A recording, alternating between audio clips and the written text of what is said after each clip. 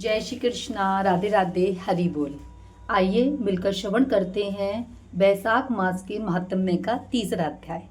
हरि कृष्णा। नारद जी बोले, जो मनुष्य श्रेष्ठ ब्राह्मण को पलंग दान करता है, ब्राह्मण को उस पर सुख से सुलाकर ठंडी ठंडी हवा करता है, तो संपूर्ण धर्मों के साधन से उसका शरीर निरोग रहता है। इस दान से सब ताप शांति दूर हो जाते हैं। वह मनुष्य योगियों से भी दुर्लभ पद पाता है। जो मनुष्य बैसाख में धूप के थके हुए ब्राह्मणों को सुंदर श्रम नाशक पलंग दान करता है, वह मनुष्य के कष्ट नहीं भोगता। वह पलंग पर ब्राह्मण के शयन करने से जीवन भर के जाने अनजाने किए हुए उसके सभी पाप नष्ट हो जाते हैं। हे राजेंद्र, जैसे अग्नि के स्पर्श से कपूर जल जाता है, वैसे ही पलंग देने वाला मनुष्य निश्चय ही ब्रह्मा पद पाता है।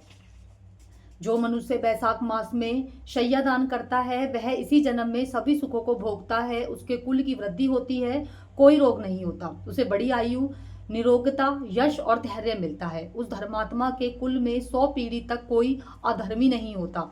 इस मास में दान आदि करने का अपार फल होता है। बैसाख के धर्मों को इस तरह करने वाला धर्मात्मा पुरुष सब भोगों को भोगकर अपना शरीर त्यागता है। जो वेद पाठी ब्राह्मण को तकिया दान देता है, उसके सभी पाप नष्ट हो जाते हैं और अंत में ब्रह्मा पद प्राप्त होता है।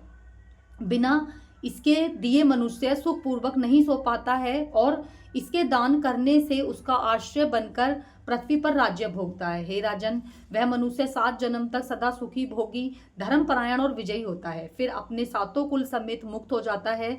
जो मनुष्य चटाई अथवा किसी प्रकार का आसन दान देता है, जिस पर पत्रशाही विष्णु भगवान स्वयं विराजते हैं, इससे जल में पड़ी हुई ऊन नहीं भीगती, वैसे ही संसारी जीवन संसार के बंधन को नहीं प्राप्त होता। चटाई का दान देने वाले पुरुष आसन और शैया पर आरूढ़ हो सब तरह सुखी रहता है। जो शयन करने के लिए चटाई और कंबल दान देता है, वह मुक्त हो जाता है, इसमें कोई संदेह नहीं है। निद्रा से दूर हो जाता है और निद्रा से परिश्रम दूर हो जाता है, वही निद्रा चटाई पर सुख पूर्वक आती है। हे राजन, जो बैसाख में कंबल का दान करता है, वह अकाल मृत्यु से छूटकर 100 वर्ष तक जीवित रहता है। धूप में व्याकुल ब्राह्मण को जो मनुष्य पतला वस्त्र देता है, उसकी पूर्ण आयु होती है और परलोक में परम गति मिलती है। कपूर भीतर की गर्मी को दूर करता है, अतः कपूर का दान ब्राह्मण को दे तो मोक्ष मिलता है और दुख का नाश होता है। जो ब्राह्मण को फूल और कुमकुम दान करें तो सार्वभौम राजा हो, सब प्राणी उसकी आज्ञा में रहें और पुत्र और पुत्रों युक्त होकर वह सब भोगों को भोगकर मोक्ष को पाता है। त्वचा और हड्डी के संताप को चंदन तत्काल दूर कर देता है, अतः चंदन दान करता है तो जल में भीगी हुई खस, चंपा और कुशा दान करता है। वह प्राणी सब प्रकार के सुख भोगता है, सब देवता उसकी सहायता करते हैं, उसके सब पाप और दुख दूर हो जाते हैं और अंत में मोक्ष पाता है। जो बैसाख में गोरोचन तथा कस्तूरी दान करता है, वह तीनों ताप से छूटकर मोक्ष पाता है। जो मैस की संक्रांति में तांबुल और कपूर दान करता है, वह पृथ्वी के सारे सुख भोगकर निरापद प्राप्त होता है। जो मनुष्य सेवती और जूही दान करता है, वह सार्वभौम राजा होकर अंत में मोक्ष को पाता है। जो बैसाख में केतकी और मल्लिका दान करता है, वह माधव भगवान की आज्ञा से मोक्ष को प्राप्त होता है। जो मनुष्य ब्राह्मण को सुपारी और अन्य सुगंधित द्रव्यों का दान करता है, जो नारियल दान करता है, उसके पुष्प के फल चित्त लगाकर सुनो, वह 7 जन्म तक ब्राह्मणों के घर जन्म लेता है और धनवान और वेद पाठी होता है। हे राजन, जो प्राणी विश्राम मंडप बनाकर ब्राह्मण को देता है, उसके पुण्य के फल कहने में मेरी सामर्थ नहीं है। जो मनुष्य छाया मंडप बनाकर भीतर बालू बिछाकर उसमें प्याऊ लगवाता है, वह स्वर्ग लोक का स्वामी होता है। संतान 7 प्रकार की होती है, इन तीनों में से जो एक भी नहीं करता, वह मनुष्य स्वर्ग को नहीं जाता। उत्तम शास्त्रों का सुनना, तीर्थ यात्रा, सत्संग, जलदान, अन्नदान, पीपल का पेड़ लगाना और पुत्र होना, ये 7 प्रकार की संतान देवताओं ने कही हैं। अन्य सैकड़ों धर्म करने पर भी मनुष्य को संतान नहीं मिलती, इसीलिए संतान की इच्छा करने वाले को इनमें से एक कर्म अवश्य करना चाहिए।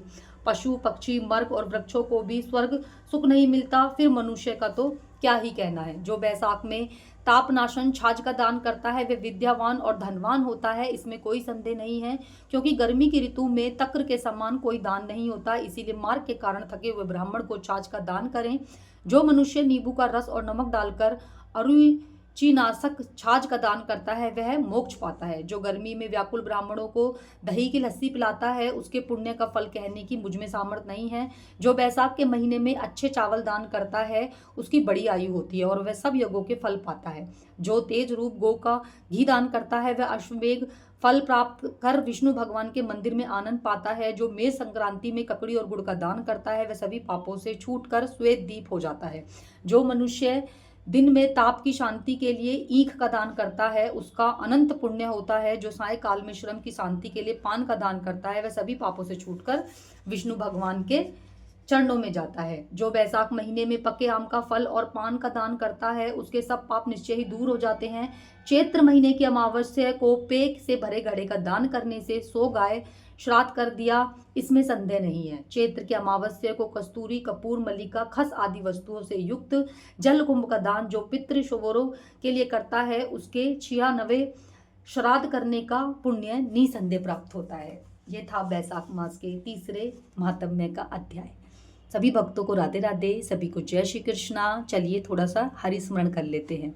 श्रीमन नारायण नारायण हरि हरि, भज मन नारायण नारायण हरि हरि, हरि ओम नमो नारायणा नारायणा, हरि ओम नमो नारायणा, हरि ओम नमो नारायणा।